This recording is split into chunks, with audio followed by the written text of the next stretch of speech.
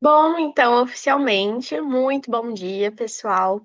É muito bom ter vocês aqui nessa manhã de sábado, né? A gente sabe que sábado tem um diazinho ali separado na semana para descansar e vocês estão aqui para aprender um pouco mais com a gente da Viver. Então, hoje a gente vai falar de algo que está batendo forte nos consultórios, que é autocrítica que não para. Então, é a comparação constante nas redes sociais, o cansaço emocional que não passa nem no fim de semana.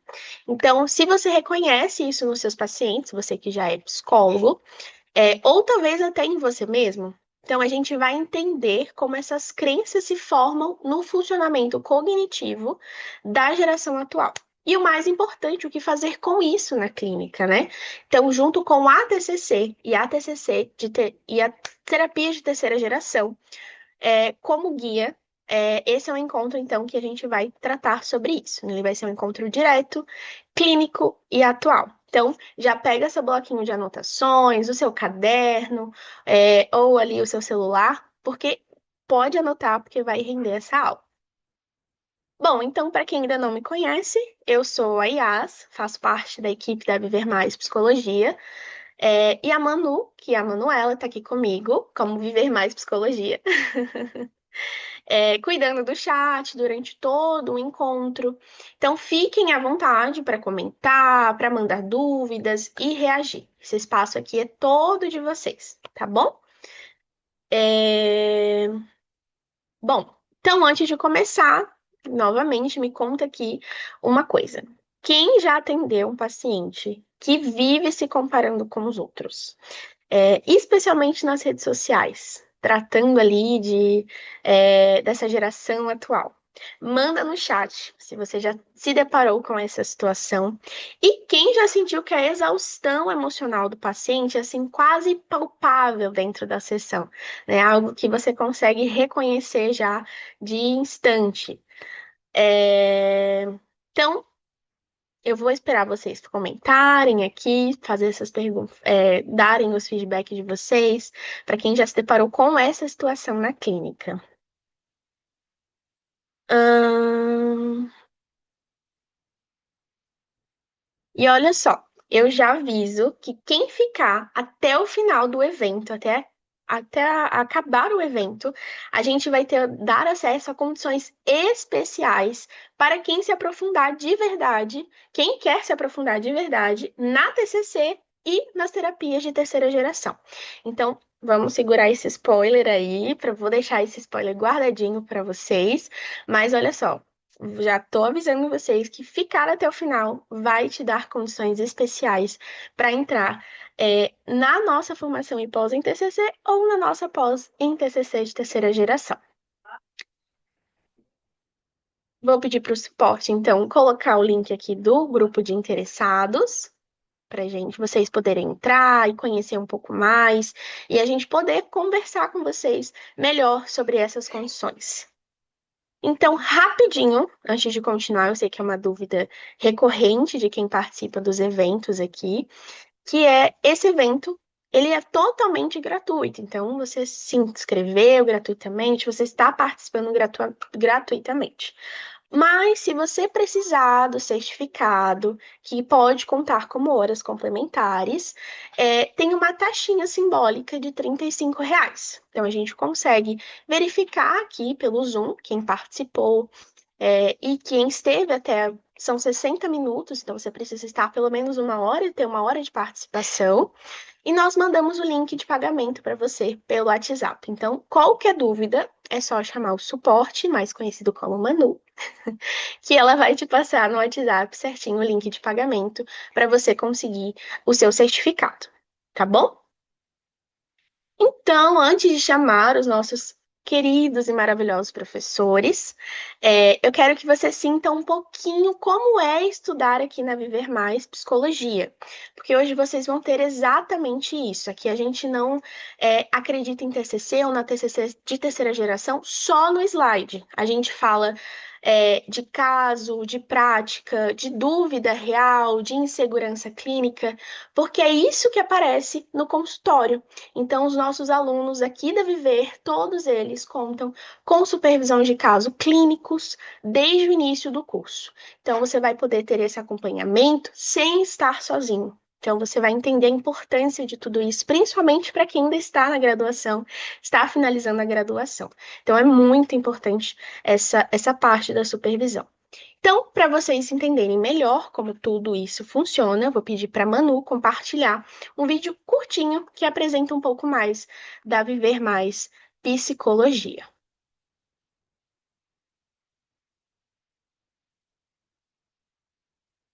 Você não escolheu a psicologia por acaso. Escolheu porque se importa com a gente. Mas em algum momento bate a dúvida: será que eu estou preparado? A Viver Mais Psicologia nasceu em 2013 exatamente por isso, para apoiar psicólogos na formação, na prática e na confiança clínica. Em 2014 começamos nossa primeira formação e pós-graduação. Em 2018 crescemos. Em 2020 seguimos presentes mesmo à distância, com aulas online, ao vivo e com vínculo real. Aqui você não assiste aula passivamente. Você participa, pergunta, troca, constrói junto.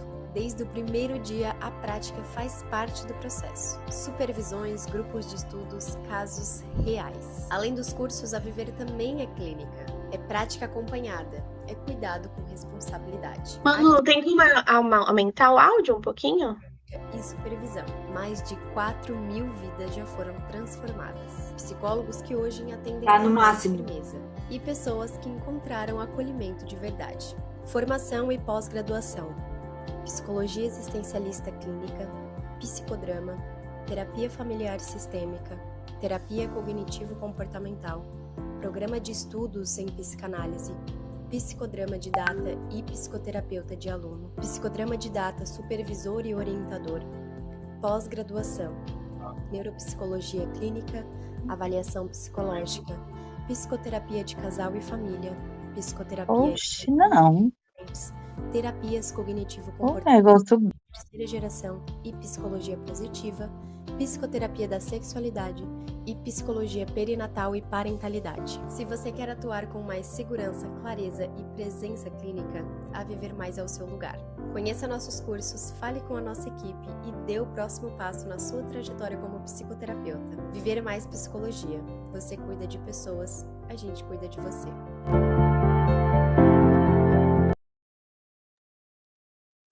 Muito legal, né, gente? E assim, já reforçando que as nossas inscrições para a nossa formação e pós em TCC e a nossa pós em terapia de terceira geração já estão abertas. Então, olha só que bacana. Aqui você pode escolher entre a TCC clássica ou a que tem de mais atual no mundo da TCC, que é a TCC de terceira geração. Então, as vagas já estão abertas. O suporte vai deixar o link do grupo de interessados aqui no chat. Entra lá que a gente vai te passar todas as informações.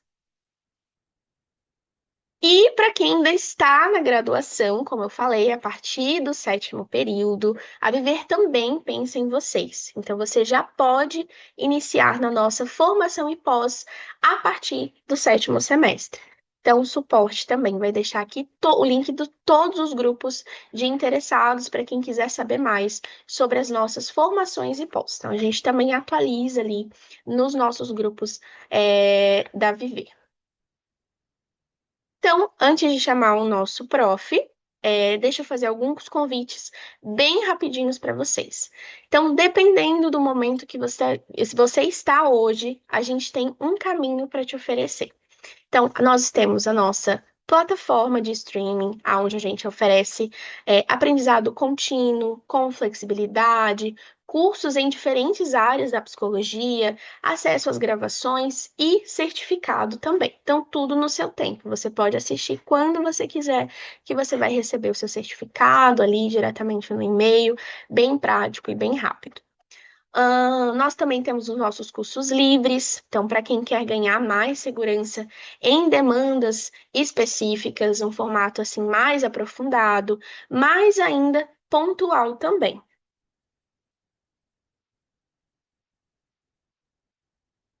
E se você já percebeu que a TCC ou a terapia de terceira geração fazem sentido para a sua trajetória, as nossas pós são onde esse caminho ganha profundidade e segurança de verdade. Então, se você já tem essa certeza, entra aqui novamente no grupo de interessados, que a Manu vai colocar aqui novamente. Tô fazendo a Manu trabalhar hoje, gente.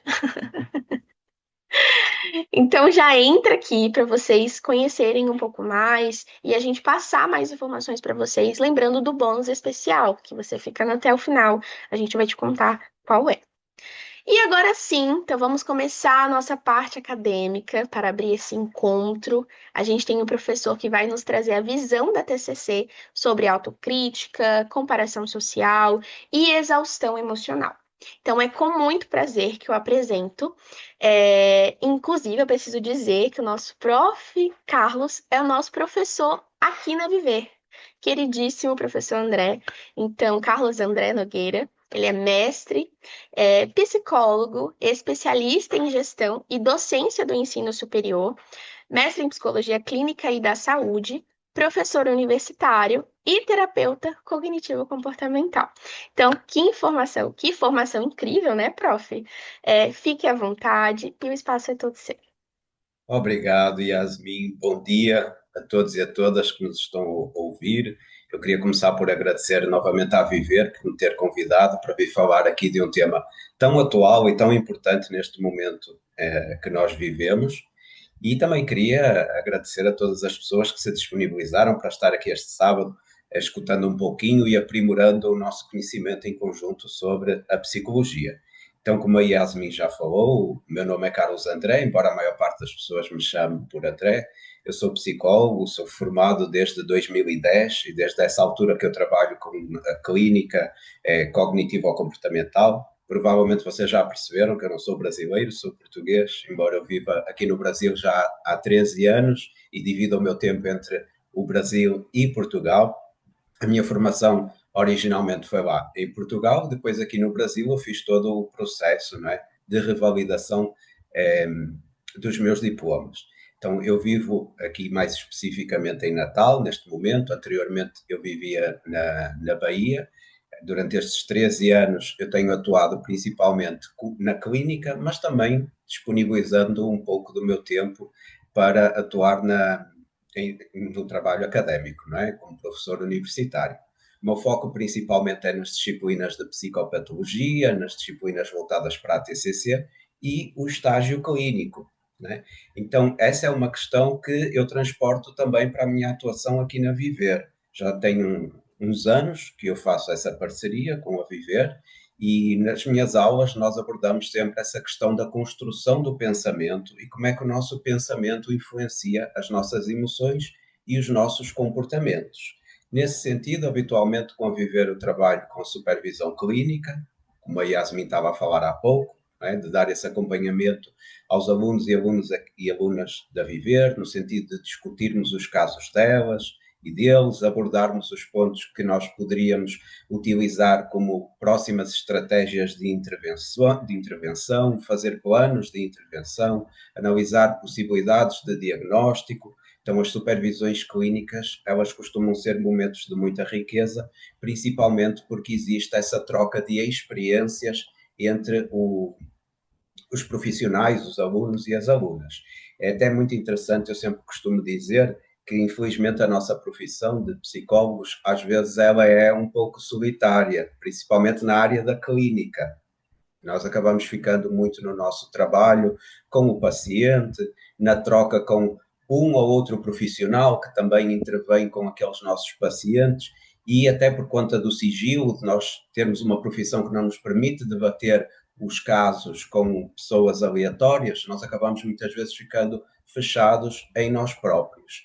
E é por isso que é tão importante nós participarmos de supervisão de alguma forma, de momentos onde nós podemos partilhar não só a questão do conhecimento e os planejamentos das intervenções, mas também as nossas angústias, as nossas inseguranças, as nossas incertezas, não é? Então, muitas vezes nós estamos na supervisão e eu estou escutando a pessoa falar não só do caso, mas dela dizendo também como ela sente que aquilo não está a avançar, como aquele paciente mexe com a emoção dela de alguma maneira, como aquele paciente ativa certas crenças e certos pensamentos dela.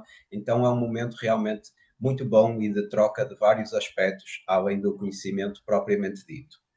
Além destes momentos de supervisão clínica, na Viver eu também costumo dar as disciplinas de técnicas psicoterápicas, de tratamento cognitivo-comportamental dos transtornos da personalidade e disciplinas sobre transtornos de humor, onde nós abordamos questão de transtornos depressivos maiores, de transtornos bipolares, etc. Né? Bom, agora falando um pouquinho do tema, né, quando me convidaram para falar deste tema, autocrítica, comparação social, exaustão emocional e a visão da TCC e das terapias de terceira geração para o sofrimento da geração atual, me chamou muita atenção, precisamente porque eu entendo que nós vivemos num momento que é um terreno muito fértil para esta autocrítica e para estas comparações. E que existe uma profunda relação desta autocrítica e destas comparações, precisamente com a forma como a terapia cognitivo-comportamental enxerga o ser humano. Não é? Eu vou focar mais realmente também na TCC, porque é a minha área específica de atuação. Trabalho com a terapia cognitivo-comportamental desde que eu me formei lá em 2010, principalmente com a terapia de segunda onda, embora eu também pegue de vez em quando nas minhas intervenções em aspectos da terceira geração, quando é coerente, porque a TCC ela tem essa característica de ser uma abordagem meio que guarda-chuva, de incluir várias escolas de pensamento dentro da área mais comportamental ou cognitiva. Então, como eu vos estava a dizer, este momento que nós vivemos hoje em dia é precisamente um terreno muito fértil para a autocrítica e para as comparações. Porquê? Porque nós vivemos num momento onde o uso das tecnologias, o uso das redes sociais, o uso de algumas formas de exposição que o acesso a essas tecnologias nos permite, cria precisamente essa facilidade não só de nós expormos a nossa vida para os outros, mas também de nós termos acesso à exposição que os outros fazem da sua própria vida ou, pelo menos, de alguns aspectos da própria vida, que nós já vamos adentrar também na questão que nem sempre aquilo que os outros expõem corresponde a toda a realidade daquilo que eles estão a viver num determinado momento, não é? Então, por conta precisamente dessa exposição, existe uma facilidade de nós nos compararmos com aquilo que o outro deseja que seja visto sobre a vida dele. E é precisamente neste momento que existe uma comparação de muitas pessoas sobre o estado da vida pessoal, como é que está a carreira delas, como é que está a família delas, como é que está o bem-estar delas, como é que está o sucesso financeiro delas, com aquilo que elas enxergam na vida dos outros através desse acesso pelas redes sociais, né? Bom, conectando um pouquinho disso com a terapia cognitivo-comportamental, a primeira coisa que eu acho importante nós percebermos é que para a TCC não são as situações que a pessoa vive que determinam a maneira como ela se sente e a maneira como ela se comporta. Então, não é exatamente porque a pessoa viu as vidas dos outros nas redes sociais que ela se comparou com eles e que ela se sentiu mal com essa comparação. Tem muito mais a ver com o que é que veio na cabeça dela no momento em que ela enxergou essa vida dos outros.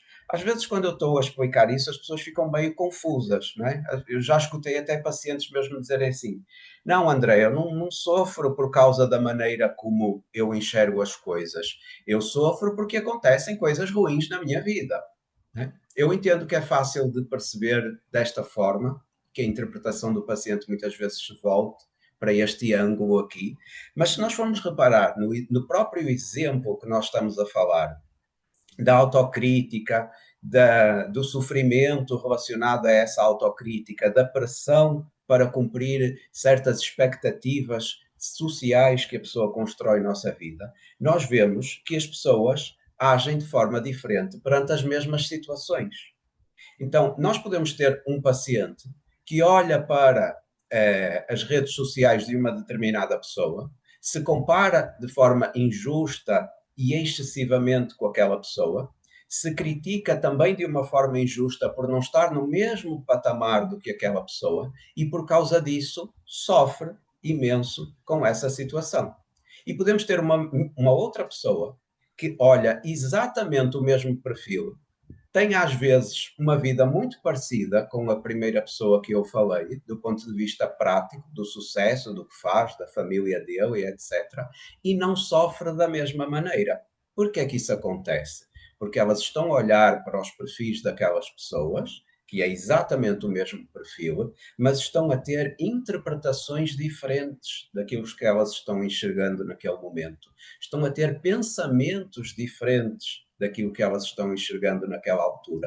Talvez a primeira pessoa que eu falei, ela esteja a pensar: eu nunca vou conseguir essas coisas, eu nunca vou ser bom o suficiente, eu nunca vou dar conta de me desenvolver, eu nunca vou conseguir uma família, eu nunca vou conseguir ter sucesso na minha carreira, eu nunca vou conseguir ser amado, eu nunca vou conseguir estar fazendo viagens e festas e socializações como aquela pessoa está fazendo, e por conta disso se sente efetivamente inferiorizada e se sente numa posição de sofrimento. Já a outra pessoa, a segunda que eu reparei, ela pode estar a olhar para aquele mesmo perfil e ela estar a pensar que talvez ela ainda não chegou no momento de realizar os seus sonhos, né? Ela ainda não conseguiu, de facto, atingir muitos daqueles objetivos, mas ela já está se preparando, ela já está se planejando para ver as várias opções que existem para ela atingir algumas das expectativas dela. E também, talvez ela está fazendo isso de uma forma realista, porque talvez ela também consiga olhar para esse perfil e perceber, talvez não seja a vida desta pessoa tudo aquilo que ela coloca na rede social dela. Talvez eu precise de focar mais em atingir os meus próprios objetivos do que querer ser igual a pessoa X ou a pessoa Y. E em decorrência deste outro tipo de pensamento, diferente do primeiro exemplo que eu dei, esta pessoa certamente não vai sofrer da mesma maneira, não vai se sentir tão inferiorizada, tão mal com a situação que ela está enxergando, tá? E eu sei que eu já passei aqui um pouquinho para a questão da explicação do modelo cognitivo-comportamental, ou seja, da forma como os nossos pensamentos influenciam as nossas emoções e os nossos comportamentos e como isso pode acarretar no sofrimento psicológico, mas é importante nós entendermos também como é que se dá a construção desses pensamentos. Essa forma única que cada um de nós tem, é? Única porque não existe nenhuma outra pessoa no mundo que pense exatamente como nós sobre todas as coisas da nossa vida. Ela não é construída aleatoriamente. E ela também não nasce connosco. Né? A gente não nasce com pensamentos, porque a gente não nasce sabendo o que é o Instagram, nem o que são redes sociais, nem o que é que significa ter muitas visualizações, ou muitas curtidas, ou o que é o amor, o que é o sucesso, o que é o dinheiro, o que é a família. Esse conteúdo do pensamento, ele é construído com base nas nossas experiências. Então, nós nascemos originalmente com um sistema nervoso que nos permite a construção de pensamentos, que nos permite a construção de crenças. Mas o conteúdo dessas crenças, ele vem muito das nossas interações com o meio. Então, o que é que funciona e o que é que contribui para a construção do pensamento? Primeiro de tudo, eu diria que uma base importante é a cultura. O lugar onde nós nascemos é um lugar que já influenciou as pessoas que vivem naquele local antes mesmo de nós nascermos e que, em decorrência disso, essas pessoas e esse ambiente vai nos influenciar de acordo com certos padrões culturais daquilo que é o certo, o errado, daquilo que é visto como bom, daquilo que é visto como ruim, e um grupo de pessoas que é muito importante nesse papel de nos passar certos pensamentos e certas crenças da cultura para que nós possamos absorver é a família, que está presente ali naquele momento em que aquele novo indivíduo, em que aquela criança chega no mundo e que vai ser um dos primeiros fatores responsáveis por nos transmitir algumas informações sobre o mundo, de acordo com as próprias percepções deles, e que nós vamos meio que absorvendo algumas dessas percepções. Tá? Então, nós somos influenciados única e exclusivamente por aquilo que a nossa família nos traz, nos ensina? Não, porque vocês até devem perceber, se fizerem uma autoanálise, que talvez vocês não concordem com todas as formas de pensar que a família de vocês tem ou apresenta no momento atual. Ela tem uma influência realmente muito grande, mas os próprios membros da família também não pensam todos exatamente da mesma maneira. Então, além da família, num primeiro momento, depois nós vamos sendo expostos a outras situações, vamos vivendo outras experiências que também nos influenciam na construção desses pensamentos. Por exemplo, os grupos de amigos que nós vamos construindo conforme vamos para a escola, a influência, por exemplo, da religião, se nós formos também expostos a ela, introduzidos numa crença religiosa no decorrer da nossa vida.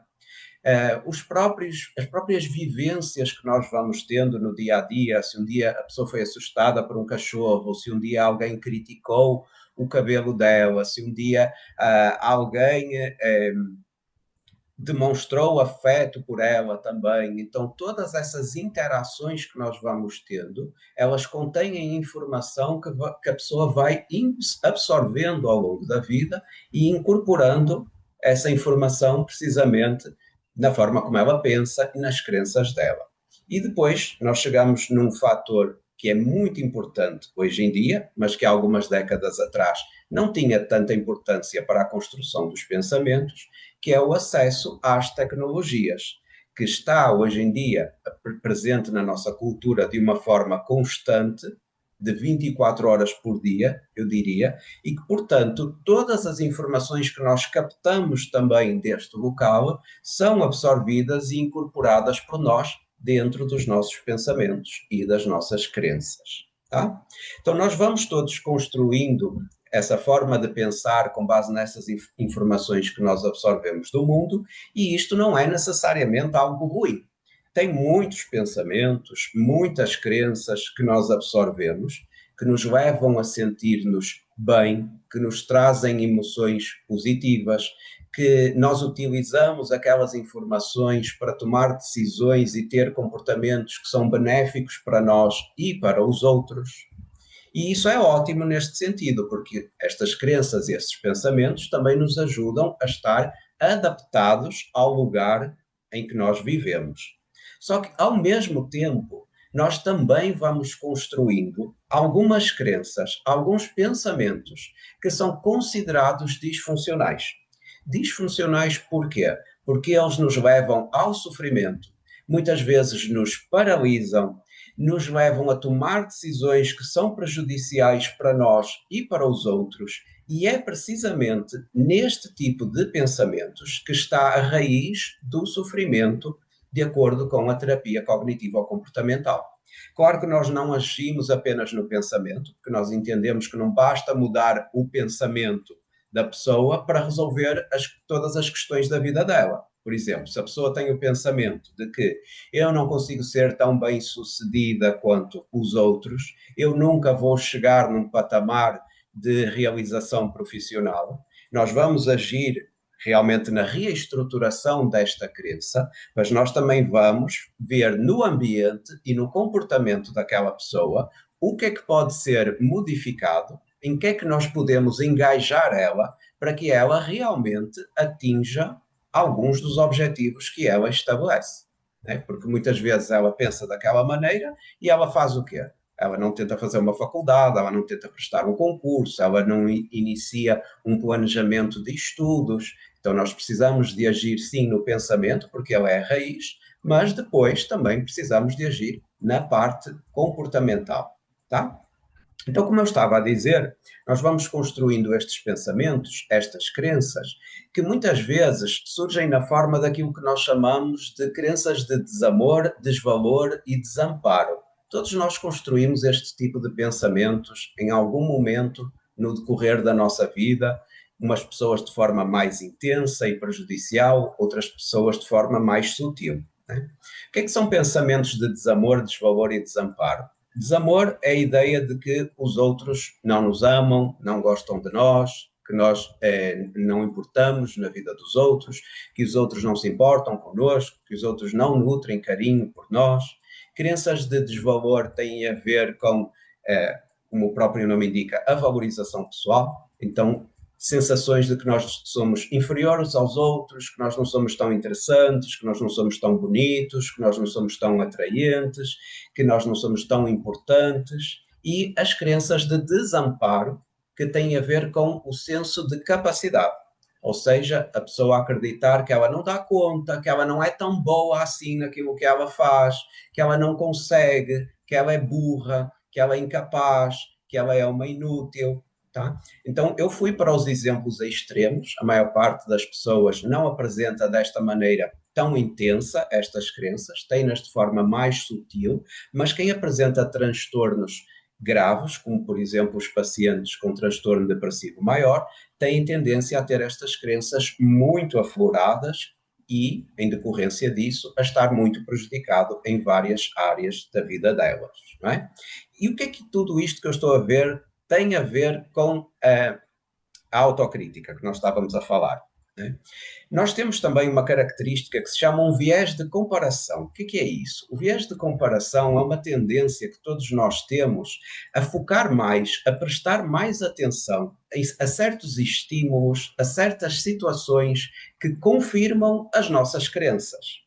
Então, a pessoa que tem estes pensamentos mais autodepreciativos, mais autocríticos sobre ela mesma, quando ela vai para as redes sociais, ela já vai tendenciosamente focar a atenção dela, prestar mais atenção, precisamente em situações ou em gatilhos que ativam estas mesmas crenças. Então, ela está lá no Instagram, ela não vai reparar tanto que fulano teve uma fala que não foi tão boa, tão interessante lá no Instagram, por exemplo, ou ciclano que na percepção dela não estava com uma roupa tão bonita. Não, ela vai reparar mais nas pessoas que estão a fazer publicações que confirmam que ela é inferior, que ela não é tão boa, que ela não consegue aquelas mesmas coisas que as pessoas que estão ali conseguem. Tá? Então tem um aspecto que vem muito de dentro do próprio indivíduo, que necessita de um trabalho aqui na reestruturação de algumas destas crenças e na modificação de alguns destes comportamentos. Mas também tem um aspecto que é mais amplo, um aspecto que nós precisamos de entender, que vai além das nossas próprias capacidades e daquilo que nós podemos também muitas vezes atingir, que é essa ideia de que as redes sociais, a internet, nos apresentam e nos vendem percepções de que a vida dos outros é perfeita, é glamourosa, que os outros são muito bem-sucedidos, que os outros têm vidas sociais muito atraentes, que os outros viajam, que os outros vão a festas e que nós não temos acesso a tudo aquilo que vemos nas outras pessoas.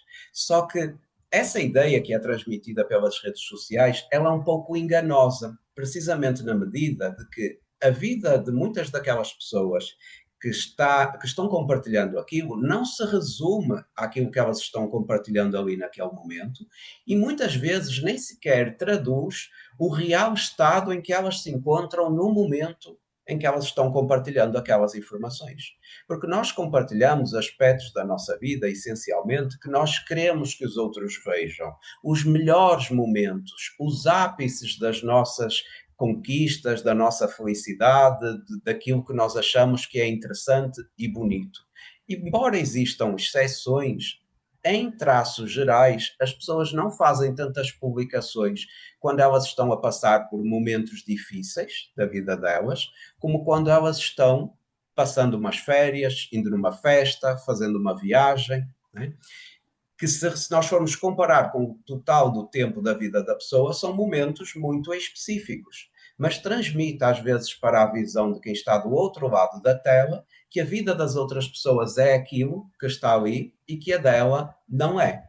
Eu até costumo dizer, em tom de brincadeira, que assim, ninguém posta nas redes sociais sobre o dia que estava em casa com diarreia. Porquê? Porque aquilo não vai gerar precisamente o impacto e a visão para os outros que beneficia a forma como eu quero ser visto. Então, existe uma filtragem da minha vida entre aquilo que realmente está acontecendo comigo e aquilo que eu publico para as outras pessoas verem. E é importante o paciente ter uma percepção de todo este mecanismo para que ele consiga construir precisamente o pensamento de que a comparação que ele faz com estas pessoas pode estar a ser injusta porque ele está-se a comparar com uma parcela muito pequena daquilo que é a vida dos outros. Tá? E aí, né, eu observo até uma coisa muito interessante que eu queria compartilhar com vocês, muitas vezes nos meus próprios pacientes, porque tem duas maneiras como as pessoas lidam com estas circunstâncias. Ou elas se escondem exageradamente, no sentido de que elas não tentam não compartilhar nada da vida delas, às vezes não têm nem sequer redes sociais pelo medo da exposição, porque assim está tudo bem não ter redes sociais se a pessoa não quiser e não gostar. O que já talvez não é tão interessante é a pessoa querer ter, gostaria imenso de ter, mas não o faz precisamente pelo medo desta exposição, dessa comparação, pelo medo de não ser boa o suficiente para estar naquele local. E depois tem outras pessoas que elas tentam competir, né? Elas tentam também fazer esses recortes da vida delas e fazer essa exposição. Então acontece-me com uma certa recorrência eu ter pacientes que têm lindas redes sociais, que têm Instagrams belíssimos, com festa, com vivência, com viagem, com demonstrações de sucesso profissional, né? Mas que ainda assim continuam se comparando com os outros, continuam achando e vendo que a vida delas não é tão boa como a dos outros. E falhando muitas vezes em perceber que elas próprias fazem parte desse mecanismo todo que nós estamos a falar aqui e que elas próprias muitas vezes são o alvo da comparação de outras pessoas que estão acreditando o mesmo que elas. Ou seja, muitas vezes tem outras pessoas que estão olhando para o Instagram e as redes sociais destes meus pacientes e se sentindo mal em comparação com eles, da mesma maneira que eles se sentem mal em comparação com várias outras pessoas que eles acompanham através das tecnologias. Tá? Então, assim, quando nós nos autocriticamos, né, principalmente nesse contexto de comparação social, que é o foco do nosso tema de hoje, porque existem outros tipos de autocrítica, né? Nós temos um foco maior na nossa percepção sobre falhas individuais na comparação com os outros. E ao termos esse foco nessas falhas, nós ativamos determinadas crenças que nós fomos construindo ao longo da nossa vida, aquelas que eu falei há pouco, de desvalor, desamor e de desamparo. Aquilo nos cria um sofrimento e uma angústia e nós nos voltamos precisamente para a ideia de que eu tenho que fazer alguma coisa para lidar com isto. É neste momento que vem precisamente aquelas pessoas que, então eu vou me esconder, tenho que me esconder para ninguém me ver, para ninguém saber que eu existo, para ninguém ver que a minha vida não é boa. Ou tem aquelas pessoas que desenvolvem aquilo que nós chamamos de uma crença intermediária, que colocam uma imposição de eu tenho que transmitir para os outros que a minha vida também é boa, também é glamourosa, também é interessante, também é uma vida de sucesso. E aí, além do sofrimento da autocrítica, além do sofrimento da comparação injusta que ela estabelece com os outros, vem um fator também de exaustão mental. Porque esta pessoa está colocando uma pressão em cima das costas de tentar sustentar uma performance que atenda às exigências sociais, que consiga atingir as visualizações necessárias e o destaque na internet que ela acredita que deve ter, mesmo emocionalmente estando destruída e desgastada e muitas vezes com relacionamentos prejudicados, mas tentando continuar ali, prepassando esses ideais de perfeição para os outros. Eu tenho um paciente que eu acompanho, que eu não vou entrar em muitos detalhes, por conta das questões do sigilo, obviamente, mas é um paciente que é um líder religioso e ele tem um casamento totalmente desestruturado, um casamento onde ele e a esposa não se toleram, não se aguentam conviver. Não é? Nós estamos ali tentando precisamente reconstruir essa relação. Mas se vocês entram na rede social deles, é uma rede social linda, de casal, de família, de amor, de afeto, que transmite essa ideia de uma boa estruturação. Então, reparem, a pessoa tem que lidar com o sofrimento de estar a viver todos aqueles problemas e todas aquelas problemáticas, e ao mesmo tempo com a pressão de sustentar uma ideia que não corresponde à realidade. Eu fico imaginando como é que deve ser para aquelas pessoas tirarem aquelas fotografias que elas colocam nas redes sociais. Eu imagino que eles estão lá como casal, abraçados, dando um beijinho muito lindo, tiram a fotografia, sorridentes, e assim que a fotografia está tirada, a cara já fecha e já vai cada um para o seu lado. Então imaginem o quanto deve ser dolorido todo este processo de ter que passar por um problema, esconder esse mesmo problema, mas vender a ideia de que está tudo bem, que é tudo lindo e que tudo é maravilhoso naquela relação. Não é? Então nós vivemos, isto foi apenas um exemplo, não é? Para vos chamar a atenção de como nós vivemos num período de teatralização do bem-estar emocional, de teatralização do afeto, do equilíbrio, da saúde, do sucesso. Não é que isto seja algo novo. Viver de aparências sempre existiu, eu diria talvez desde sempre na espécie humana. Né? Na época medieval já tinha pessoas que viviam das aparências e que queriam demonstrar para os outros coisas que elas não tinham. Só que a exposição não era tanta como as redes sociais hoje nos colocam. Né? Os momentos em que a pessoa se via na pressão de fazer essa teatralização eram momentos mais ocasionais, quando existia um evento, uma demonstração pública. Hoje as pessoas têm essa necessidade a todo momento e, em decorrência disso, elas vão se esgotando emocionalmente. Tá? Bom, e focando agora um pouquinho na parte da terapia cognitivo-comportamental, como é que nós podemos ajudar os pacientes que nos trazem esta demanda?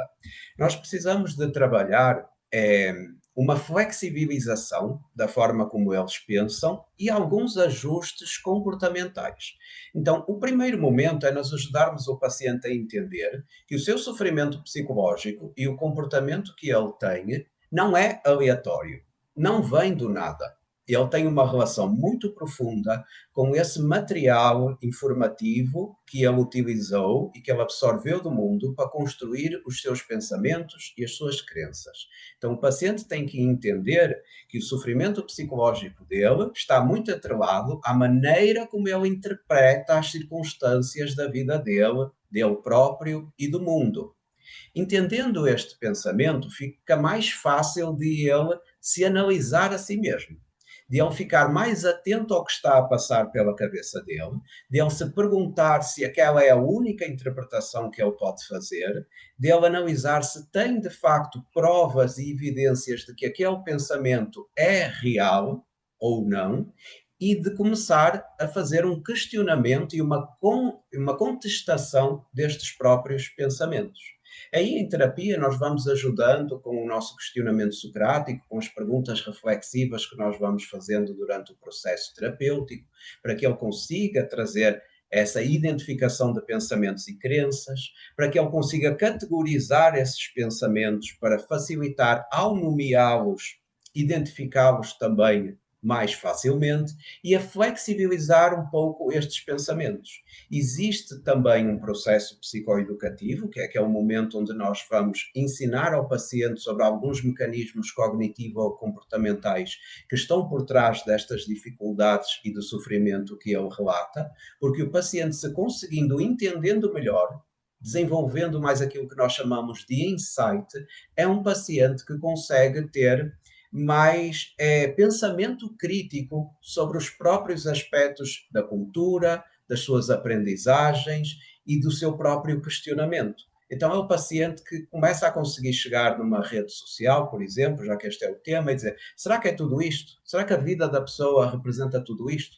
Será que eu realmente também preciso de estar representando aquilo que esta pessoa está apresentando ali? Será que não existem outros focos que eu posso dar à minha vida que me vai trazendo de alguma maneira mais gratificação pessoal?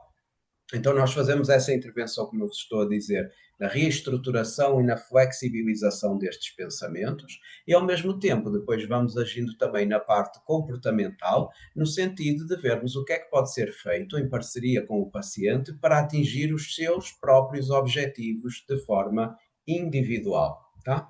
Aqui eu estou a falar mais num foco na terapia de segunda onda, mas é muito importante nós percebermos que as terapias comportamentais de terceira geração, de terceira onda, elas são terapias contextuais muito presentes hoje na prática clínica e que quem trabalha com TCC tem que estar por dentro das terapias de terceira onda. Existe uma grande variedade dessas terapias que nós podemos associar com a nossa prática ou atuar integralmente como elas. Eu vou focar aqui em algumas que eu acredito que para este contexto da autocrítica, do desgaste emocional e do excesso de comparações, poderiam ser mais úteis. Né? Nós temos, por exemplo, a ACT, que é a Terapia de Aceitação e Compromisso, que é uma terapia que vai focar muito precisamente no entendimento do processo de pensamento do paciente.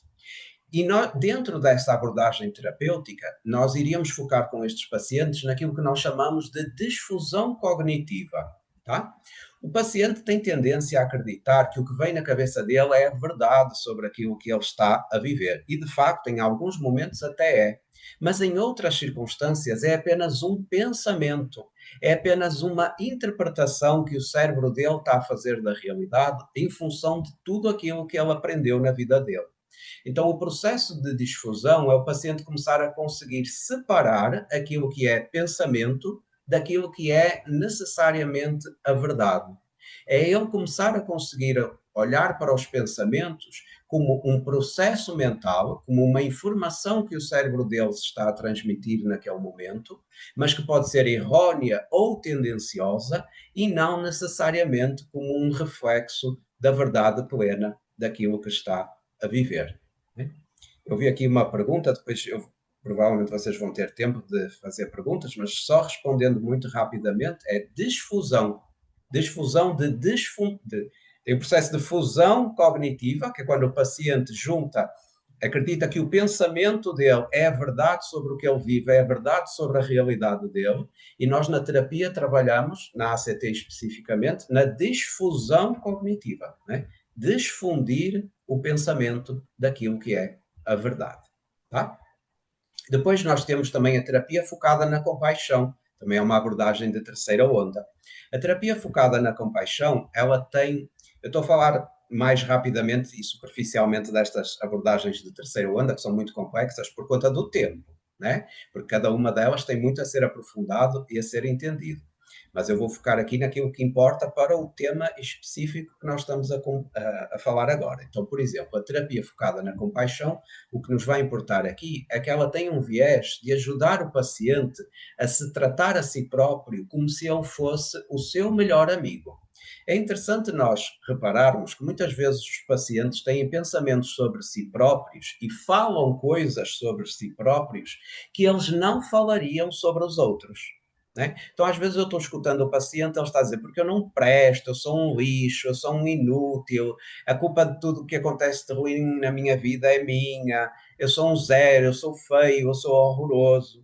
E você pergunta a ele, você se tivesse a conversar com o seu melhor amigo, com a sua irmã, com uma pessoa muito importante da sua vida, que tivesse a viver exatamente essa mesma situação, que tivesse acontecido com ela isso que aconteceu com você, você diria a ela essas mesmas coisas? Você diria ao seu melhor amigo, olha, realmente isso aí mostra que você não presta, que você é um inútil, que você é um lixo. Você diria isso para essa pessoa? E nunca, até hoje, eu ouvi um paciente que me dissesse, eu diria isso para aquelas pessoas. Regra geral, eles conseguiriam ter uma fala mais empática, uma fala mais saudável, uma fala mais orientada para a resolução de problemas, quando eles estão a se dirigir ao outro, mas não conseguem fazer isso sobre eles próprios. Então, a terapia focada na compaixão, ela tem precisamente ela se centra nessa percepção, no momento imediato, e depois na capacidade do indivíduo de começar a se tratar de uma forma mais compassiva, de uma forma mais bondosa consigo mesmo, reconhecendo a inevitabilidade de errar enquanto ser humano, mas ao mesmo tempo também buscando mudanças e soluções naquilo que pode ser alterado. Então, a questão aqui é aceitar aquilo que não pode ser modificado. Aceitar não significa que está tudo bem, mas aceitar significa que existem erros que vão acontecer, existem dificuldades que são inevitáveis, existem problemas na vida que nós sempre vamos vivenciar, porque não é possível viver sem problemas. Alguns deles nós conseguimos resolver, outros não. Então, aqueles que conseguimos resolver, temos que nos orientar para a mudança e para a solução, e aqueles que não têm solução, temos que trabalhar de forma mais compassiva, com a aceitação daquelas circunstâncias. Tá? Do ponto de vista das mudanças comportamentais, além de nós focarmos na mudança e no atingir dos objetivos do paciente, existem às vezes outras alterações no comportamento que também são necessárias. Eu vejo hoje em dia, e até peço aos meus pacientes para fazerem essa vigilância, da quantidade de tempo, de horas diárias que eles passam nas redes sociais. Felizmente, hoje os equipamentos tecnológicos, os celulares, eles conseguem nos mostrar as horas que nós passamos em cada aplicativo, em cada lugar da internet, e eu peço ao paciente para ficar atento e me trazer sobre isso nas sessões, não é? Pacientes que, claro, têm foco neste problema que nós estamos aqui a falar, porque também não é todo paciente que nos procura sobre essa questão. E eu fico sempre surpreso quando o paciente às vezes me traz que ele passou 7 horas naquele dia no Instagram ou nas redes sociais, 8 horas, não é? E o tempo que ele esteve ali, muitas vezes foi um tempo mal aproveitado, um tempo onde ele só teve a fazer scroll de todas aquelas informações, assistindo vídeos aleatórios, que contribui para, além de tudo o que nós já falamos aqui, muitas vezes ele sentir que o dia dele não foi produtivo e depois ele chega ao final do dia e ele diz assim, eu não fiz nada. Não coloquei em prática nenhum dos meus objetivos, não evoluí em nenhuma área da minha vida que eu desejo alcançar. Então, reparem, ao mesmo tempo ele não evolui, ele não atinge os objetivos dele, e ao mesmo tempo ele está se comparando com as outras pessoas que ele fica vendo ali. E realmente ele está num impasse. Né? Nem ele vai para a frente, nem ele consegue sair daquela situação, porque ele gasta imenso tempo naquele lugar. Esse tempo está a ser inutilizado, está a ser focado no sofrimento psicológico. Quanto mais ele sofre, mais paralisado ele se sente, e é meio que um efeito de bola de neve. Por isso que nós temos também que, durante o nosso processo de intervenção, entender estes círculos viciosos, que nós chamamos de modelo cognitivo-comportamental, para fazer ali algumas quebras destes círculos viciosos. Né? E isso pode passar às vezes, isto tudo é negociado, porque nós não decidimos nada pela vida do paciente, mas por aquilo que as pessoas hoje chamam um pouquinho de um detox de Instagram, um detox de redes sociais. Não significa abdicar necessariamente para sempre de estar presente naqueles contextos, mas às vezes implica diminuir ou até cortar o contacto com alguns destes lugares, dependendo do sofrimento que causam, para que a pessoa possa utilizar aquele tempo para se focar em outras atividades, em outras alternativas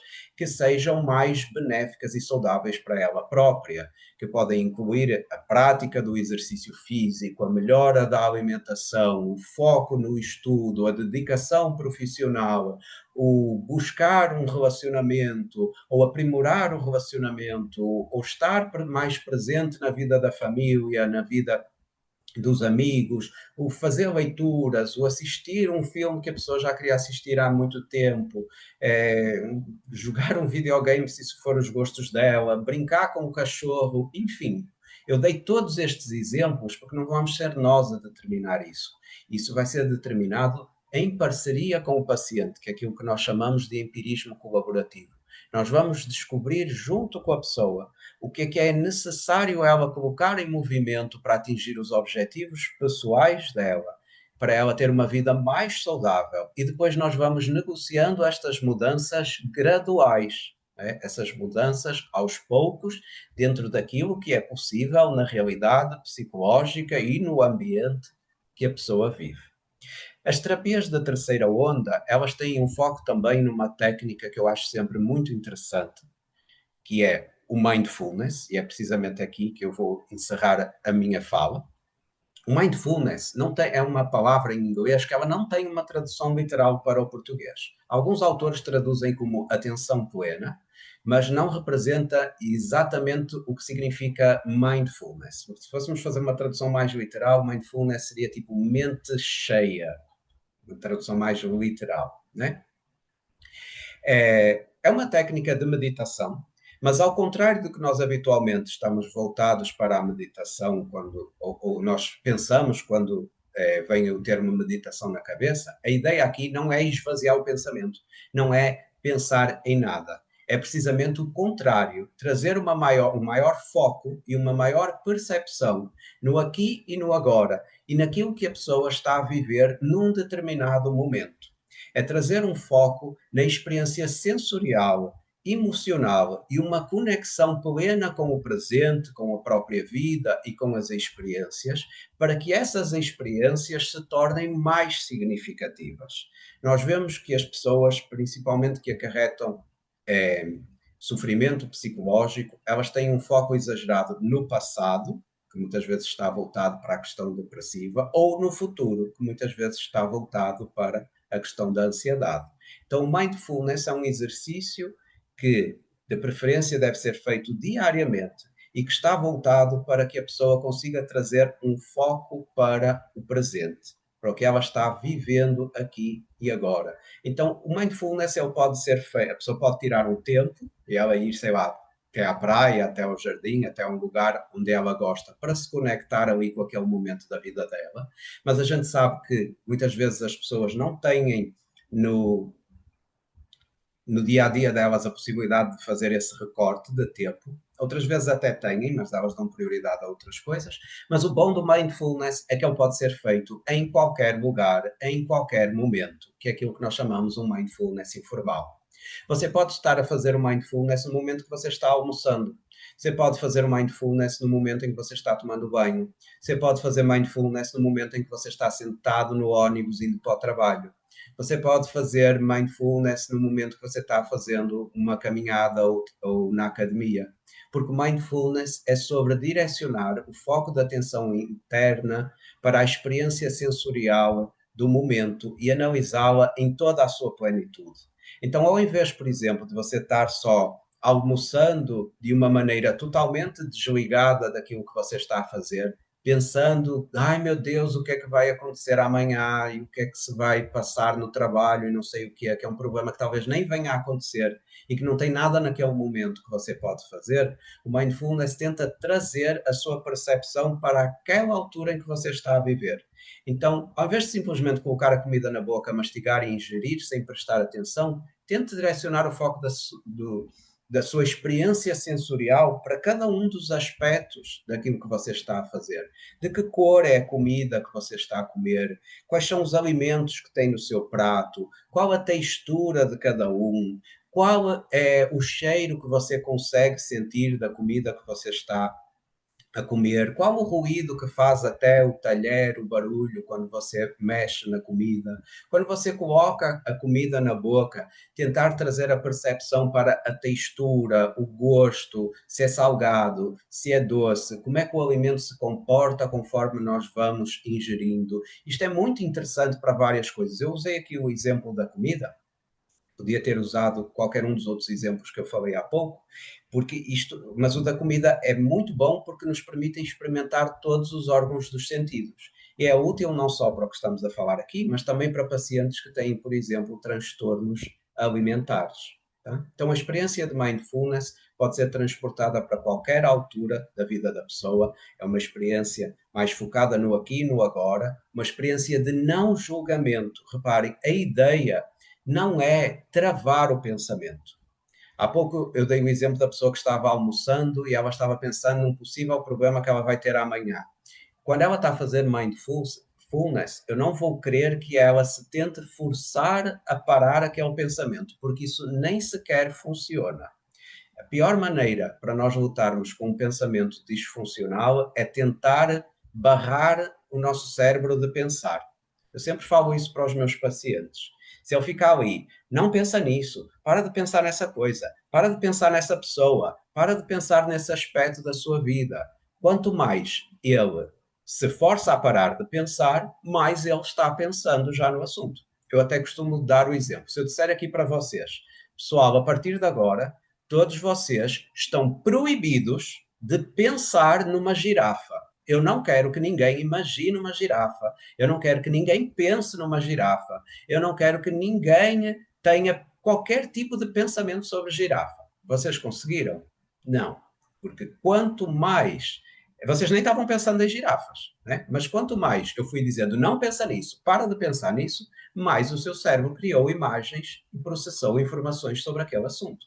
Então, forçar o pensamento de algo que nos causa sofrimento a parar é impossível.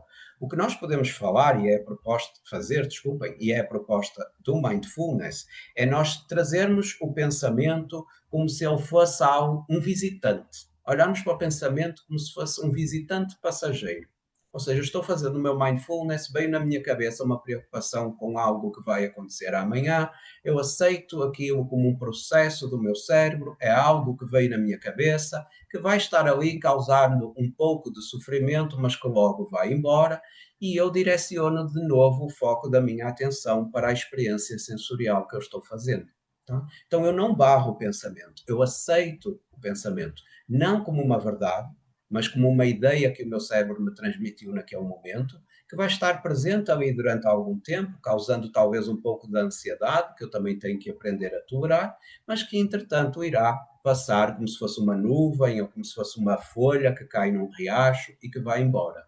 Ou seja, quanto menos pressão eu coloco sobre fugir daquele pensamento, muitas vezes mais rapidamente ele vai embora, né? Que é precisamente o oposto daquilo que as pessoas que acreditam que devem tentar forçar a parada do pensamento fazem. Né? Quanto mais elas forçam parar, mais o pensamento se mantém ali presente e mais causa sofrimento. Tá?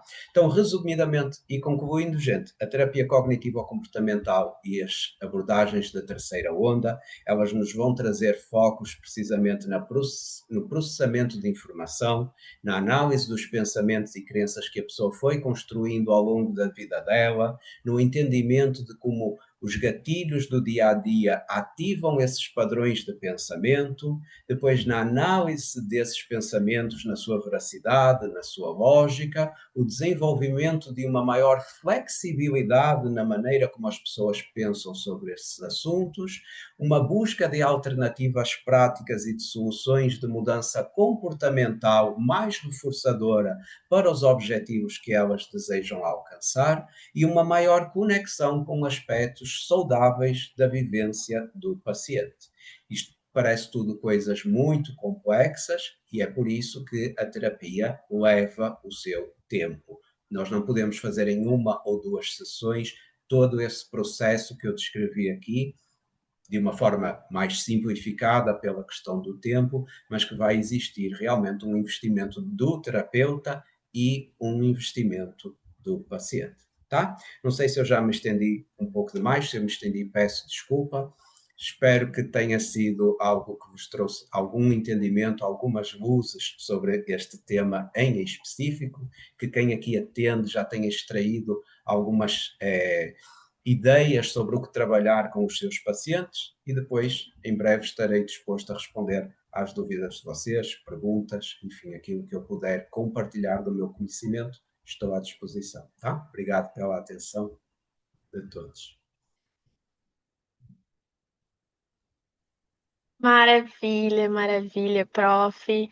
Que aula, né, gente? O professor Carlos trouxe exatamente aquilo que a gente precisava entender. Então, como essas crenças de autocrítica, em comparação, se formam lá na estrutura cognitiva do paciente. Então, isso muda tudo na hora da escuta. Então me conta aqui no chat o que que ficou dessa parte, porque vocês entenderam uma ideia, um conceito. Se vocês tiverem pergunta também é o momento de vocês colocarem aqui no chat para eu ler para o professor e a gente ter esse nosso encontro mais dinâmico.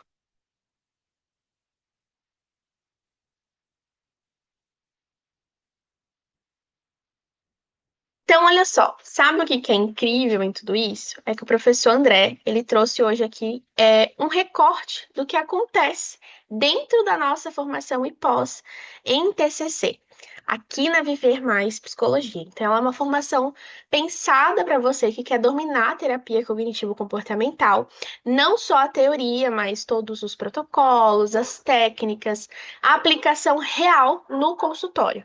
Então, sessão por sessão. Então, se fizer sentido para você, entra no grupo do WhatsApp agora, que o suporte vai deixar o link aqui no chat, e a nossa equipe vai te responder com calma, te explicar sobre a nossa grade, formato de aula, os valores e como a gente te ajuda a viabilizar todo o investimento.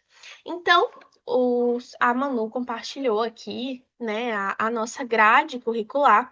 Então, essas são as nossas disciplinas, 30 módulos de aula. Então, na nossa formação em pós, você vai estudar sobre os fundamentos da TCC e aprender diversas técnicas fundamentais para a prática clínica. A TCC é uma abordagem altamente estruturada e baseada em evidências, e aqui dentro da Viver você vai dominar isso de verdade. Então, você vai ter aulas dedicadas às técnicas da TCC, como os transtornos psicológicos, né, os transtornos de humor, de ansiedade, de personalidade, enfim. Além disso, você ainda vai aprender a aplicar a TCC para vários públicos, como, por exemplo, crianças e adolescentes.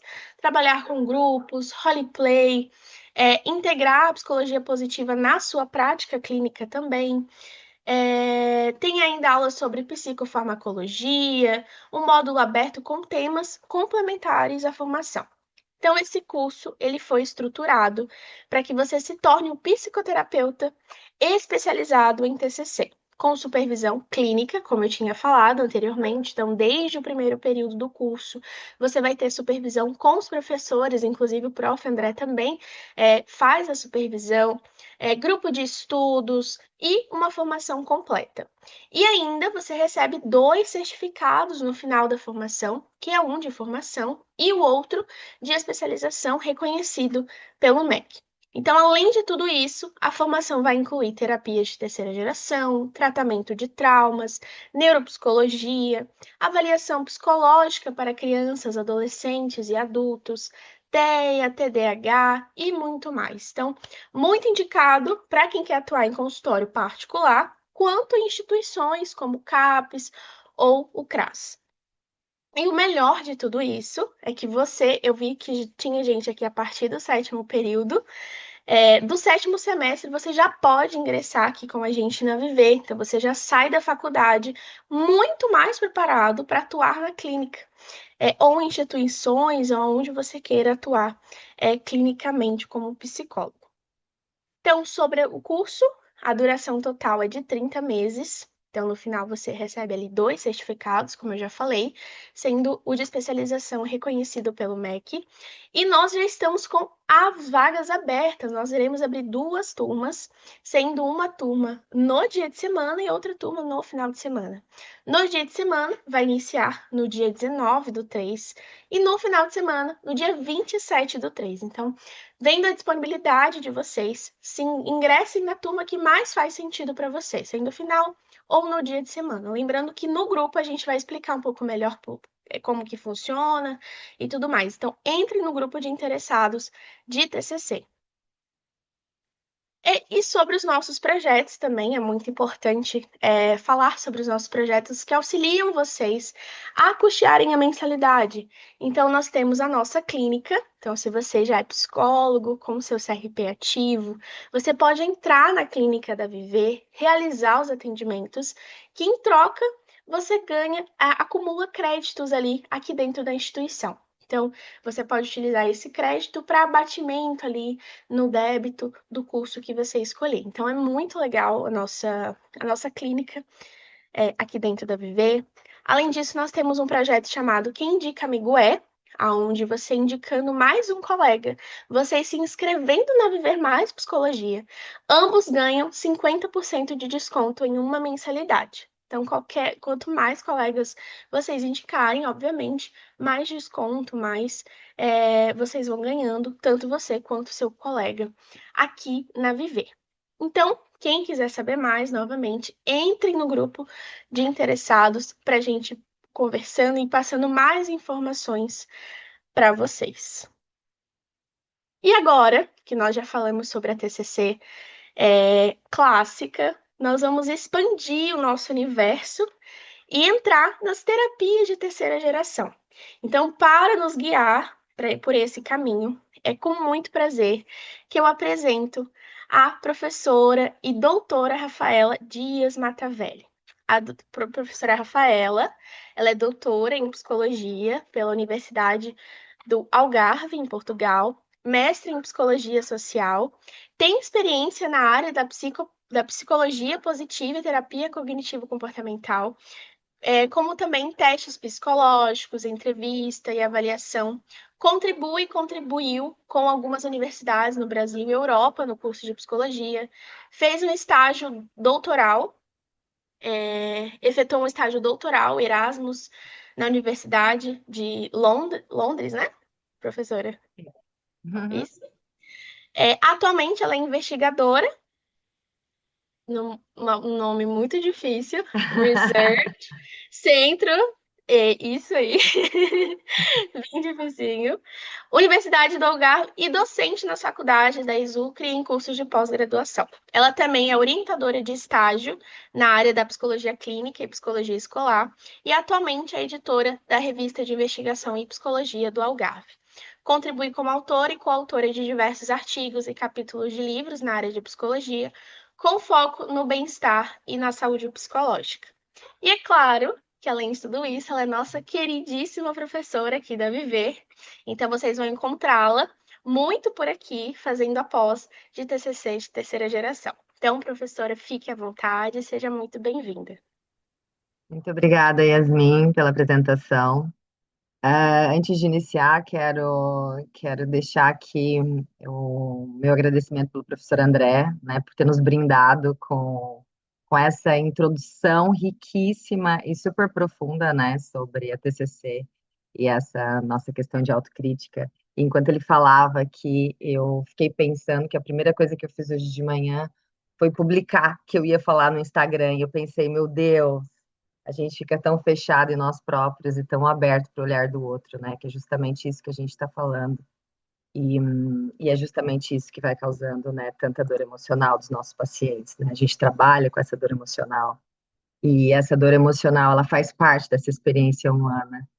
E o que não deve fazer parte efetivamente é o prolongamento desse sofrimento, né? E ele começa efetivamente a surgir quando a gente passa efetivamente a acreditar que esses pensamentos são verdades e não apenas esses eventos mentais, como o professor André referiu aqui várias vezes, né, de uma forma tão profunda, né, tão brilhante nesses aspectos. Então, falar sobre essa autocrítica é justamente isso, né? A gente vive num mundo pelo olhar do outro, né? E quem que é a gente, quem que é o outro, o que que é verdade, o que que é um recorte, o que que eu quero mostrar, o que que eu não quero mostrar. E é justamente esse recorte que faz com que a gente crie, né, uma rigidez, às vezes, funcional, e depois a gente tem que trabalhar com esses processos marcados, né, por essa difusão que a gente está vivendo efetivamente numa geração marcada, né, por conquistas do outro, por um acesso à informação, a várias possibilidades, né. Nós estamos aqui, o professor André tá na Bahia, na Bahia, Natal, já não me lembro, ó, acho que em Natal. E Isso. a gente tem essas possibilidades de estar unidos aqui ao mesmo tempo, justamente pelas redes sociais, e é justamente esse lugar onde tudo está tão rápido, tão acessível, que marca a nossa geração, né, por essa autocrítica tão grande de comparação com o outro. E essa comparação, obviamente, nos dá esse grande cansaço emocional E muitas vezes, né, no consultório, eu sou deparado, né, com os meus pacientes que vivem esses processos, né, de silenciosos e contínuos de sofrimento, onde eles acham que não são suficientes, aonde eles acham que estão sempre atrás, nunca estão no mesmo patamar que algumas pessoas, onde eles sentem que precisam estar produzindo e correndo e que nunca correspondem efetivamente com aquilo que a sociedade nos mostra, né? E essa autocrítica, efetivamente, ela, em algum nível, ela é adaptativa, né? Porque ela se transformou, de alguma forma, num mecanismo de punição. E a gente vai se punindo por esse processo. E essa comparação social, nomeadamente, né, ela vai sendo intensificada pelas redes sociais, sem sombra de dúvida, aonde a gente vai criando um padrão irrealista sobre sucesso, sobre felicidade, sobre desempenho, e é justamente nesse lugar que vai aumentando a nossa sintomatologia, né, de ansiedade, de esgotamento emocional, de sentimento de inadequação.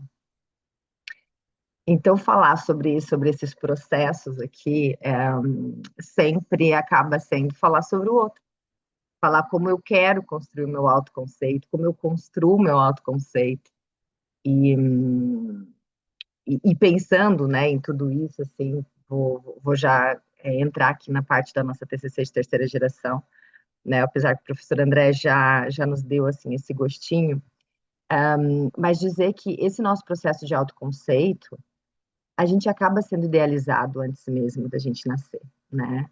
A gente cria um processo já no nosso chá revelação, que hoje acontece nas redes sociais, de quem eu vou ser, como eu vou me portar, com quem eu vou casar, se eu vou casar, qual é a minha idade cronológica para fazer tudo isso.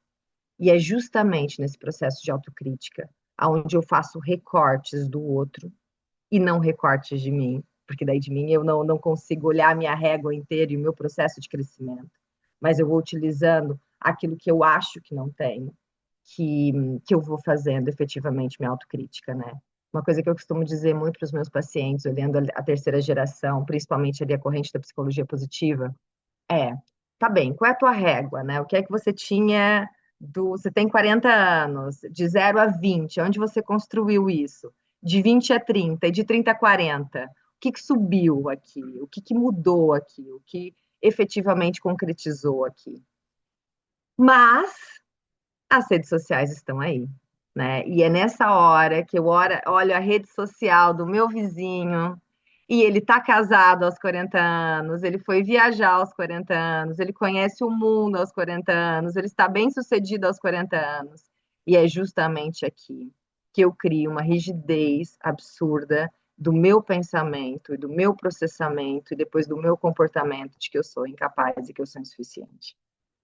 Né? Então, é justamente esse cuidado que a gente tem que ter no nosso consultório.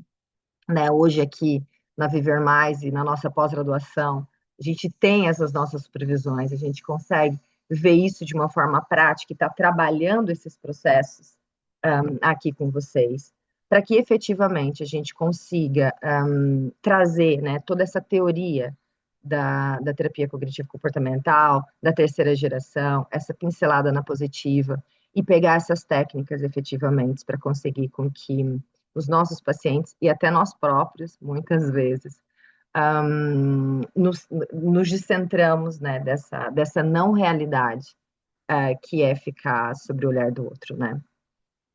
Bom, entrando dentro desse processo um pouco mais teórico, né, da terceira geração aqui, a gente pode compreender que ela vai nos oferecer, sim, o professor André estava falando, né, desse grande guarda-chuva, ou seja, ela vai nos dar essa lente sobre esses vários fenômenos, né, do sofrimento humano, e é aqui que a gente vai conseguir relacionar os nossos pensamentos, as nossas emoções e as nossas experiências, né? Porque nós somos feitos de experiências. Dentro do nosso autoconceito, né? O que os nossos pais diziam que a gente ia ser, o que o nosso grupo de par dizia que a gente ia ser, o que os nossos relacionamentos diz quem a gente ia ser, e é aqui que a gente vai formando nosso autoconceito, nossa autoestima, e muitas vezes eles não são formados de uma forma funcional, né? E aqui que dentro dessa não funcionalidade que a gente se perde nos processos de dor. Bom, então quando a gente pensa, né, eu gosto muito de estar falando, vou falar de uma forma também muito sutil aqui, que a gente também está com um tempozinho apertado esse webinar, é só para dar um gostinho aqui em vocês. Mas quando a gente está falando na ACT, né, na terapia da aceitação e compromisso, a gente pensa nesse sofrimento psicológico, ele é mantido de uma forma a tentar controlar e evitar e eliminar essas experiências desagradáveis, né? E quando a gente pensa, né, nessa difusão cognitiva, nessa aceitação, nas técnicas de mindfulness, nas clarezas de valores, a gente vai pensando que efetivamente o problema não é ter esse pensamento difícil, mas ficar preso nele, né? Ficar nesse processo de ruminação desse pensamento. Né? O professor André deu o exemplo da girafa aqui, eu só pensando na Gigi. Ninguém estava pensando nesse processo. E é justamente aqui, né? Quanto mais a gente tenta retirar algo do nosso pensamento, mais a gente vai ficar pensando sobre ele, né? Porque a gente vai ficar ruminando aqueles processos. E é aqui que eu tenho que pensar, ok, houve esse evento, né? Mas esse evento difícil, ele é um recorte, eu não posso ficar preso nele. Como é que eu vou conseguir desenvolver a minha flexibilidade psicológica para eu conseguir ter uma capacidade de entrar em contato com essa experiência difícil, mas agindo de acordo com os meus próprios valores, os meus próprios princípios, não achando que eu sou insuficiente dentro desse processo, né? E a ACT, ela vai estar ajudando a gente tá trabalhando esses conceitos, né, dentro da nossa pós-graduação, por exemplo. Depois eu também vou, assim, dar uma pincelada aqui na terapia focada na compaixão, que eu gosto muito, quando o Gilbert, ele traz, né, essa teoria para nós, e ele vai falando muito nesse sistema, né, hiperativo, de altos níveis de autocrítica, né, aonde o meu medo, a minha vergonha, a minha crítica, o meu sistema de ameaça, a minha busca pelo desempenho, essa forma que eu tenho de olhar para mim de uma forma muito autocrítica e ameaçadora, né? O meu sistema de ameaça, ele é um sistema de compaixão pouco desenvolvido, né? Isso eu não quero dizer que seria para passar pano, entre aspas, para tudo e para mim, para os meus processos, mas que eu devo desenvolver, sim, uma sensação de autocompaixão para eu conseguir ter uma reformulação emocional, né? A forma como eu me trato, ela está diretamente ligada ao meu sofrimento. Eu costumo dizer, assim, coisas corriqueiras, vamos por assim, um exemplo do dia a dia. Eu recebo uma visita em casa, e essa visita derruba suco na minha toalha predileta. Normalmente eu vou dizer, não, não, tá tudo bem, não tem problema. É só limpar, a gente põe para lavar, tá tudo ok. Agora, se sou eu vou dizer, putz, derrubei de novo, eu sou sempre desastrada, que droga, sempre faço tudo errado.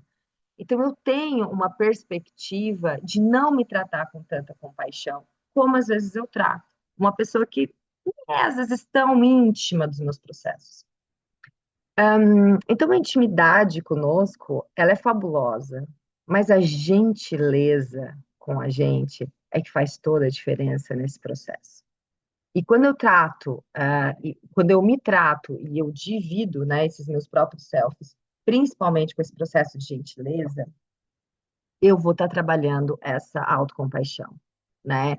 Com isso não é para eu dizer assim, não, eu tinha que fazer, entregar um relatório, entregar uma aula, e eu não fiz, eu cheguei atrasado, eu costumo fazer isso, e sempre tenho compaixão desse meu processo, não é bem isso, eu tenho que ter uma responsabilidade. Mas dentro das minhas dores e dos meus amores, dos meus processos internos, eu tenho que ter essa gentileza e essa compaixão comigo, para que eu consiga ter uma regulação emocional e que ela seja verdadeira, né? A gente costuma sempre estar se criticando, né? Eu digo isso muito para os meus alunos. Às vezes, eu tenho alunos brilhantes, né, que fizeram uma prova e não foram tão bem nessa prova. E eles pegam um recorte dessa prova, dessa disciplina, para avaliar ele durante o curso, durante o processo, durante a formação, como se ele não fosse bom o suficiente.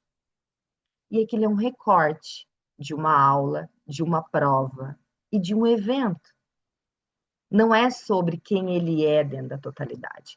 E é justamente isso quando a gente vai pensando nesses processos, por exemplo, desse meu self compassivo, desses meus exercícios de compaixão, dessa minha regulação da ameaça e do medo, onde eu vou conseguir efetivamente estar trabalhando, né, esses processos relacionados à terapia focada na compaixão.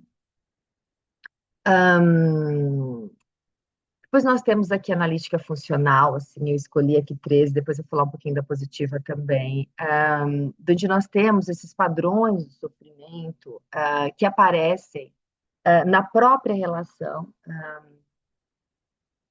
imagine dentro de um consultório, né, entre terapeuta e paciente.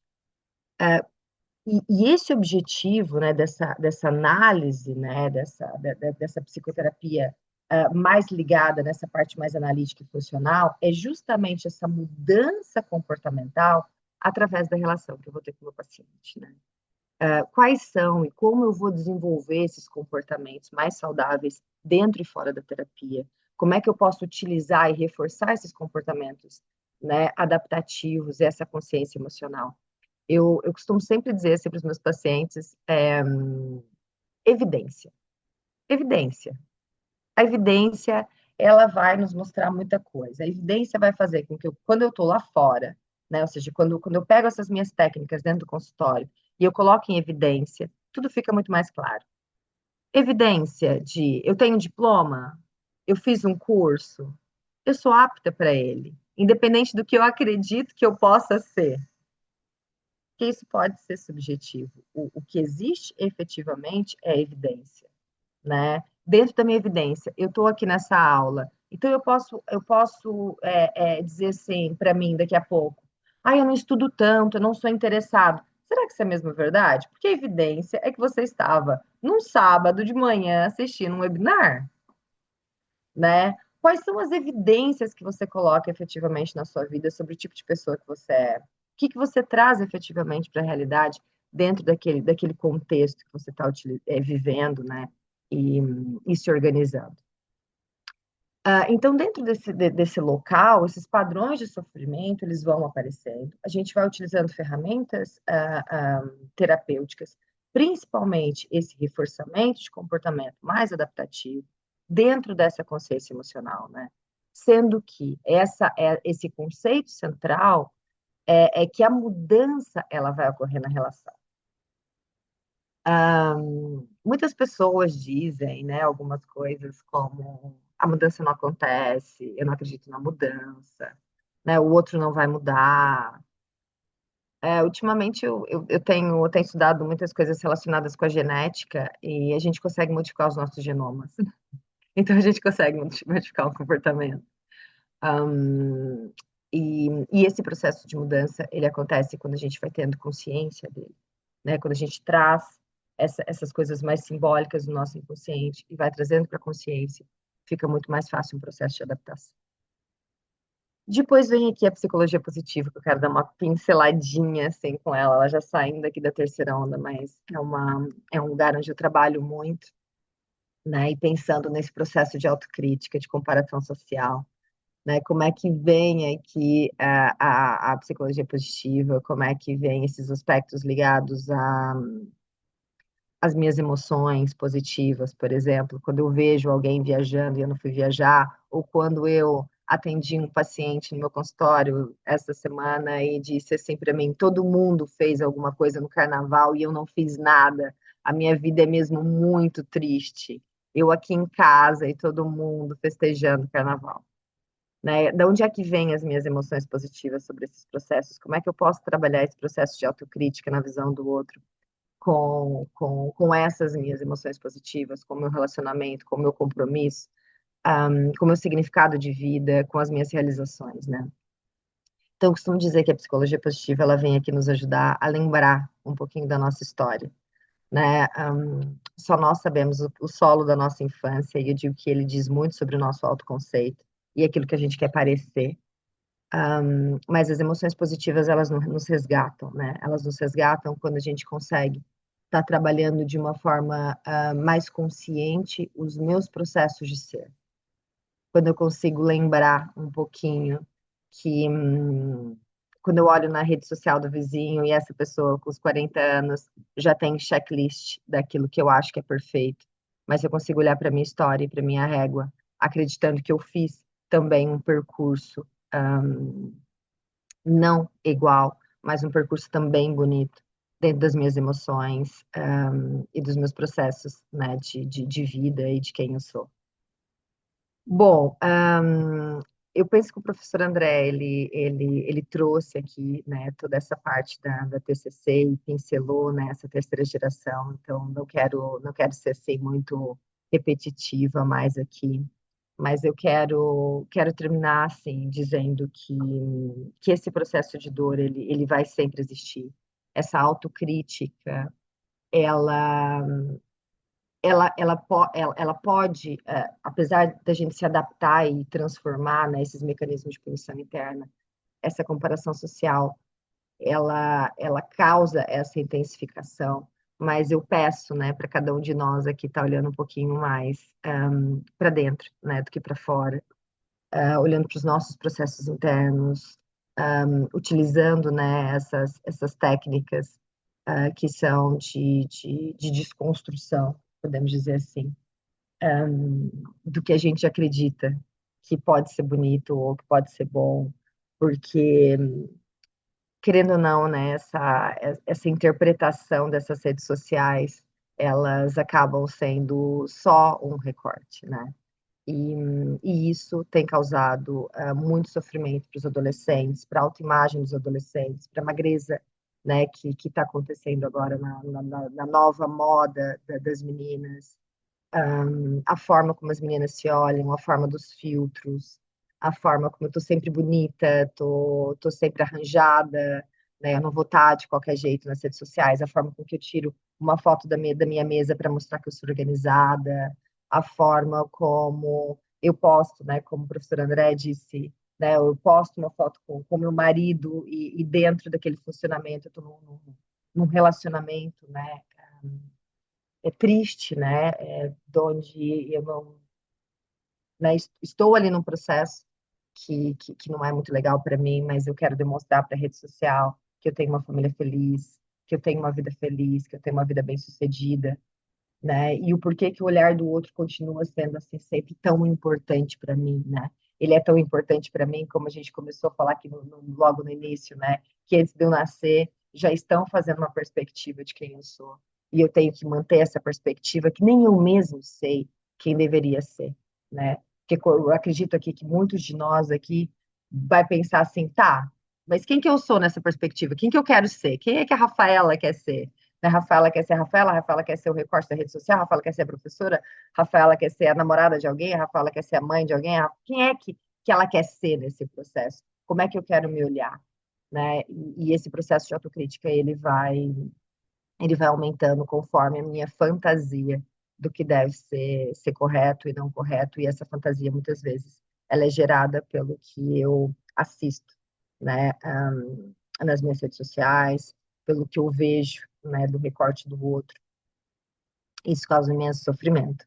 E a TCC, né, de terceira geração, ela vai ter muitas técnicas que vocês podem estar aprendendo aqui em consultório, e nas nossas supervisões, e dentro do nosso corpo teórico, de vários profissionais, né, que vão estar aqui com vocês, trabalhando, organizando, para que vocês consigam ter essa junção teórica, prática, e mais do que isso, né, esclarecedora dentro de uma ciência efetiva, randomizada,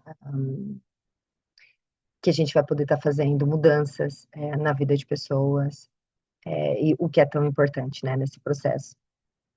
Yasmin, eu passei 2 minutos, mas consegui o meu Tá tempo. ótimo, prof.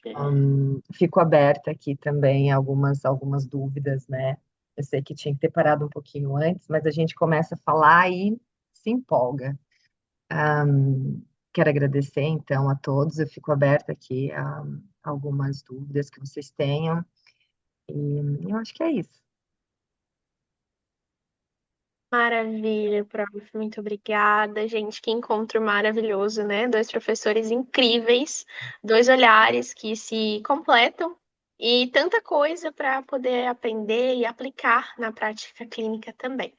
Então, reforçando o que a prof perguntou, o que que ficou, uma técnica, uma abordagem, uma ideia que veio, mandem aqui no chat perguntas.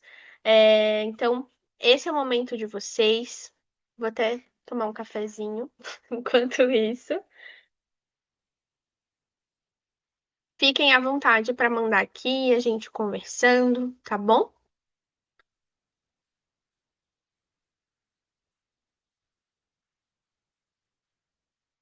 Então, prof, antes de encerrar, é, uma pergunta que eu sei que está na cabecinha de algumas pessoas aqui sobre a TCC e a terapia de terceira geração, que ainda parece muito nova para alguns psicólogos, às vezes até se intimida um pouco.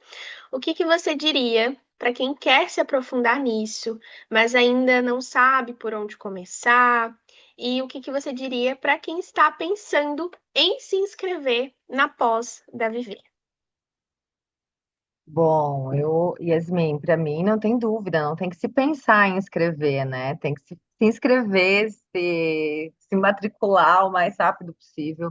Uma coisa que eu digo muito para os meus alunos é que imagine um muro, tá? Você está aqui numa redoma e você está aqui assim no meio. A teoria ela te protege, né? Quanto mais a gente estuda, mais protegido a gente tá, mais conhecimento a gente tem, a gente reforça os nossos processos, né? Então, para quem quer trabalhar efetivamente com o outro, na clínica, com responsabilidade, a melhor coisa que a gente pode ter é formação, né? A gente tem que se especializar, a gente tem que se formar, a gente tem que conversar, a gente tem que ter supervisão, a gente tem que falar com os nossos colegas, porque é através, né? Vamos colocar aqui do outro, da visão do outro e do que o outro também aprende seus conceitos, que a gente também vai trocar. Só que essa troca é uma troca muito rica, é uma troca teórica, é uma troca cuidada, é uma troca um, nesse processo professor-aluno, nesse processo de professor-professor. Então, eu acredito que quem quer estar trabalhando na clínica, conhecendo essas novas áreas, né, da terceira geração, se inscreva. É um curso muito prático, no sentido prático-teórico, e eu penso que é isso. Eu fazendo aqui propaganda, né? Maravilha, prof. Muito obrigada. Professor, se quiser falar também, fique à vontade. Olha, eu acho que eu queria agradecer a fala também da professora Rafaela, contribuiu muito para mim. Eu mesmo estava aqui fazendo umas anotações de alguns aspectos que eu vou levar já pensando em alguns pacientes meus, e por isso que essa troca de experiências é tão boa, porque nós compartilhamos o nosso conhecimento e absorvemos o conhecimento do outro, não é? Respondendo à sua pergunta, Yasmin, eu acho muito interessante, talvez, também começar pensando nessa possibilidade de fazer uma pós, precisamente porque aqui as pessoas vão encontrando um guia sobre por onde começar e para onde ir com esse processo de construção de conhecimento. As terapias de terceira onda, elas realmente são muito vastas. Eu e a professora Rafael, a gente só pegou ali na pontinha do piquinho do iceberg. Tem muitas mais que nós não falamos aqui.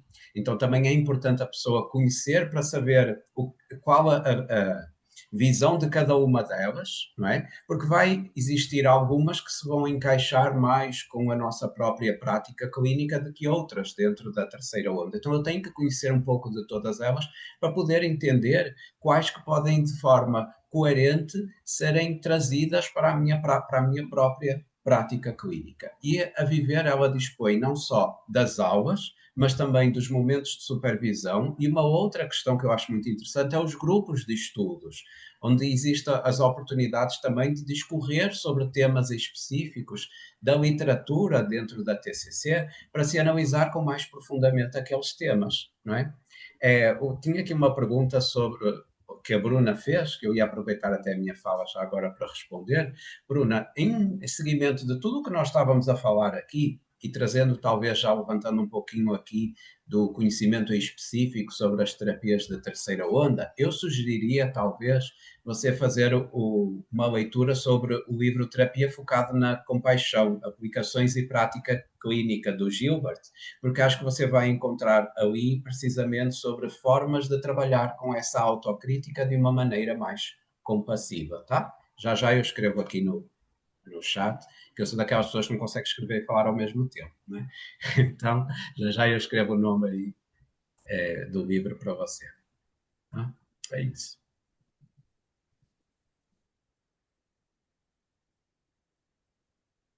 Maravilha, maravilha. Muito obrigada, prof. Rafaela. Eu normalmente só falo obrigada, prof. A gente tem dois. Obrigada, prof. Que encontro incrível, né, gente? Quanta troca, aprendizado e, assim, professores incríveis que vão estar aqui com a gente, vão estar acompanhando vocês durante todo esse processo de formação, tanto na formação em pós em TCC, quanto na pós em TCC de terceira geração. Mas calma, que eu prometi um super bônus e para vocês, eu prometi uma surpresa exclusiva para quem ficasse até o final. E esse momento chegou. Então, nós estamos com bônus exclusivo pela sua participação aqui no evento. Ele vai ser válido, olha só, até terça-feira, às 5 da tarde. Então, você precisa entrar no grupo de interessados para garantir a sua vaga e esse super bônus exclusivo também.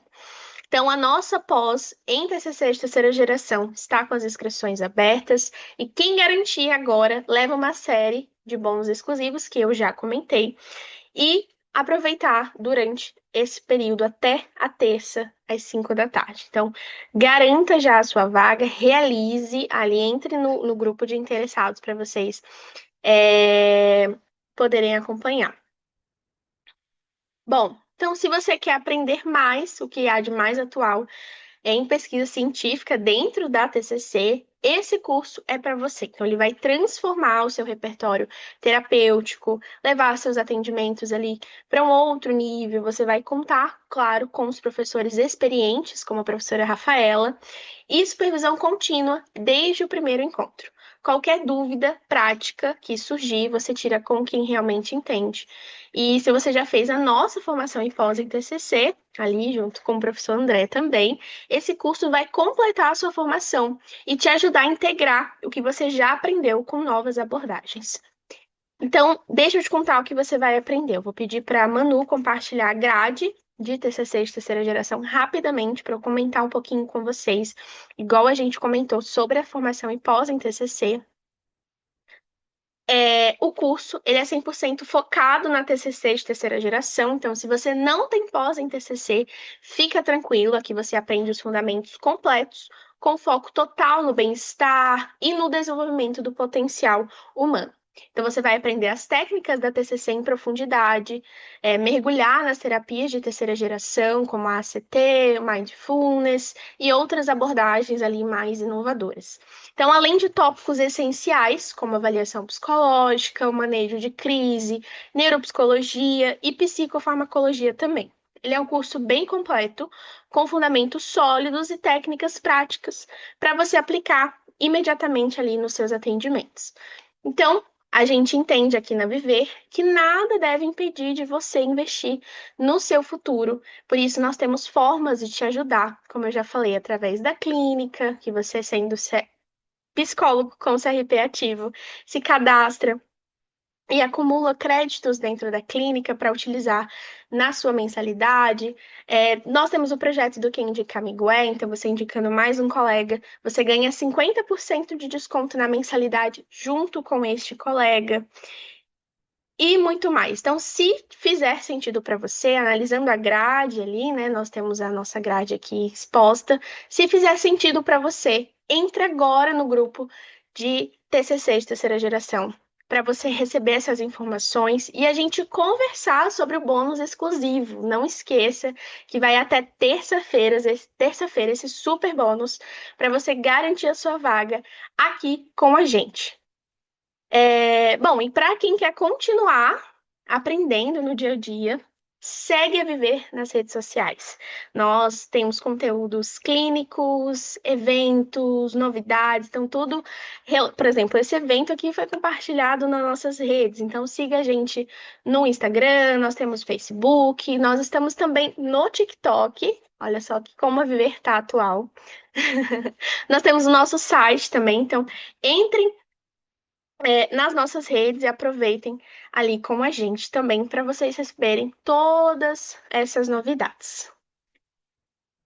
Pessoal, a gente chegou ao fim do nosso encontro de hoje. E que encontro foi esse, né? Foi muito aproveitoso, foi muito enriquecedor. Eu preciso agradecer imensamente ao professor Carlos André e à professora Rafaela. Vocês trouxeram uma visão tão complexa, tão clínica e principalmente atual aqui para gente, ver a TCC e a terceira geração se complementando dessa forma, assim, foi realmente incrível. Então, muito obrigada por embarcar nessa com a gente. Obrigada a cada um de vocês que estiveram aqui também, que escolheu estar nessa manhã de sábado, né? Como a professora Rafaela falou ali, realmente faz um grande diferencial para a sua formação, mostra que você está focado em especializar-se e melhorar cada vez mais a sua prática clínica. Então, você veio porque quer crescer, porque leva a sério a sua formação, então isso tem muito reconhecimento e muito respeito. E lembrando sobre o certificado, que ele vai estar disponível por uma taxinha simbólica de R$ 35. Então, nós vamos enviar no seu WhatsApp ali o link para pagamento. Converse com a gente, se quiser. A Manu vai estar ali nos grupos, pode chamá-la, que a gente vai dando esse suporte para vocês. E a nossa equipe vai adorar te receber. Então, quem quiser saber mais sobre as pós, os cursos livres ou o nosso streaming também, que nós comentamos ali em cima, também pode nos chamar que nós vamos estar 100% à disposição. Desejamos uma semana incrível para todos vocês. Aproveitem o final de semana. Quem quiser dar uma lida mais em TCC, por hobby ali, para aquele momento de descontração. Quem quiser assistir uma Netflix também, né? É super válido. Um forte abraço e aguardo vocês no próximo evento da Viver e nos acompanhem pelas redes sociais. Então, entrem no grupo de interessados também. Não se esqueçam de entrar no grupo. Até mais. Tchau, tchau, tchau. Tchau, tchau.